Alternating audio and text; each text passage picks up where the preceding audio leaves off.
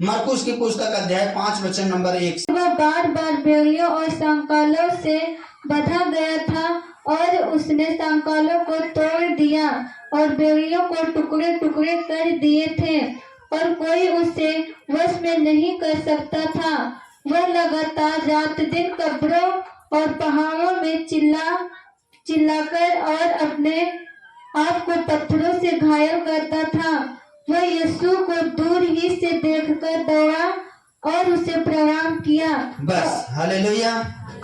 अब देखो, एक दुष्ट आत्माओं से जकड़ा हुआ व्यक्ति यीशु मसीह को कैसे दंडवत कर सकता है, उसकी आराधना कैसे कर सकता है, उसकी महिमा कैसे कर सकता है, लेकिन इसने किया। और दुष्ट आत्मा भी कितनी जबर है, आप ध्यान से इसमें देखो। 3 से, वह कब्र में रहा करता था, कोई उसे मतलब संकलों जो लिखा हुआ है यानी लोहे की मोटी मोटी जंजीरों से भी बांधते थे, वो जंजीरें वो तोड़ देता था। समझ रहे हैं ना? कोई उसको अपने वश में से भी बांध सकता था, क्योंकि वह बार बार बेड़ियों और संकलों से बांधा गया था, पर उसने संकलों को तोड़ दिया और बेड़ियों को टुकड़े टुकड़े कर दिए थे और कोई उसे वश में नहीं कर सकता था। वह लगातार रात दिन कब्रों और पहाड़ों में चिल्लाता और अपने को पत्थरों से घायल करता था, यानी खुद अपने आप को मारता था, अपना जैसे कह लो सर फोड़ता था, हाथ तोड़ता था, अपने आप को नुकसान पहुंचाता था। इंसान उसको वश में करने की बहुत कोशिश करते हैं, बांधने की। देखिए, किसी का भी भाई होगा, किसी का बेटा होगा या किसी का पति होगा, तो कोशिश तो घर वाले और गांव वाले लोग रिश्तेदार तो बहुत करते होंगे उसको वश में करने के लिए, बांध के या अलग अलग जगह से उसका जो तंत्र मंत्र है वो भी बहुत कोशिश किए होंगे, लेकिन ये ठीक नहीं हुआ था। यीशु मसीह उसी रास्ते से जब गुजरते हैं तो ये यीशु मसीह को दूर से देखता है। अब ये घायल करता था अपने आप को, ये अपने आप को मारता था, अपने आप को कूटता था, इसको किसी तरीके से बांधा नहीं जा सकता था। आप सोचो कि आज अगर से मामूली सीकड़ से एक इंसान को बांध दिया जाए तो वो नहीं तोड़ सकता है। समझ रहे हैं ना? यानी उसके अंदर जो ताकत थी वो दूसरी ताकत थी। जोर से बोलेंगे हालेलुया। आप सनसन के बारे में पढ़ो, वो कैसा था, एकदम लकड़ा सा, एकदम पतला दुबला सा, लेकिन कितने आदमी को मार देता था? हजारों आदमी को अकेले। क्यों? क्योंकि परमेश्वर का आत्मा उसके ऊपर उतरता था, बाइबल में लिखा है, और वो जबड़े के हड्डी से 1000 लोगों को मार देता था। 1000 आदमी को अकेले मार देना ये तो असंभव वाली बात है ना, है ही नहीं? अगर से 1000 आदमी एक एक अंगुली एक एक मुक्का मारेंगे तो एक आदमी मर जाएगा।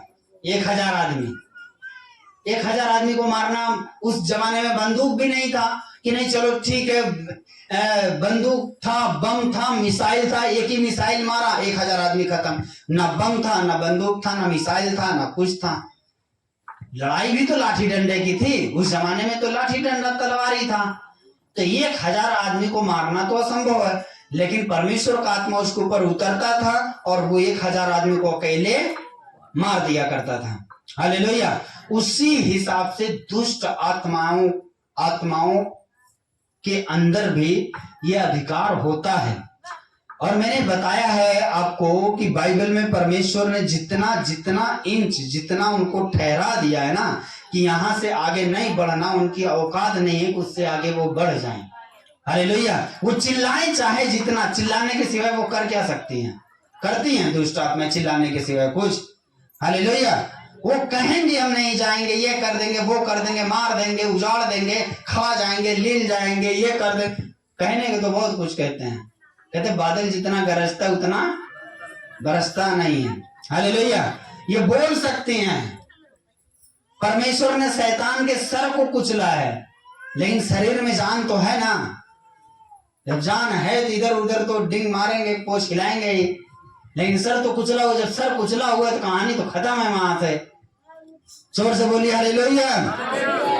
तो जिंदगी में हमेशा एक चीज याद रखो कि जो दुष्ट आत्माओं से जकड़ा गया था। इंसान उसे वश में नहीं कर पाया, कोई वश में नहीं कर पाया, लेकिन वो यीशु मसीह की आराधना करके, यीशु मसीह की महिमा करके, यीशु मसीह को दंडवत करके, यीशु मसीह के सामने झुक के वो दुष्ट आत्मा से आजाद हो जाता है। हालेलुया, कितनी बड़ी बात है। अगर से आप इसे देखो कि आज हम परमेश्वर की महिमा करने के लिए तैयार नहीं है। हम बोल रहे हैं कि हमारी दुष्ट आत्माएं, हमारी समस्याएं बड़ी हैं, हमारी प्रॉब्लम बड़ी, हमारी तकलीफ बड़ी है, हमारा दुख बड़ा है। क्या हम उसकी महिमा कर रहे हैं? ये कितने साल से दुखी रहा होगा? क्या इसको यहोवा परमेश्वर के विषय में नहीं बताया गया होगा? बताया गया होगा। याजक लोग भी रहते होंगे, परमेश्वर के दास नबी भी रहते होंगे। कितना साल से ये दुखी था, लेकिन एक टाइम आया, ये चंगा हुआ ना। ये टाइम, एक वक्त आया, परमेश्वर ने इसको आजाद किया हर दुष्ट आत्माओं से। और जब ये आजाद हुआ ना, इसके विषय में आप ध्यान से पढ़ेंगे तो ये आजाद होने के बाद में किसी ठिका पे जाके शराब नहीं पीने लगा, या किसी को जाके मतलब जो है कि गर्लफ्रेंड नहीं घुमाने लगा। अगर से ये आजाद हुआ तो बाइबल बताती है अगले दिन ये चर्च में मिला, यीशु मसीह का वचन सुन रहा था। हालेलुया।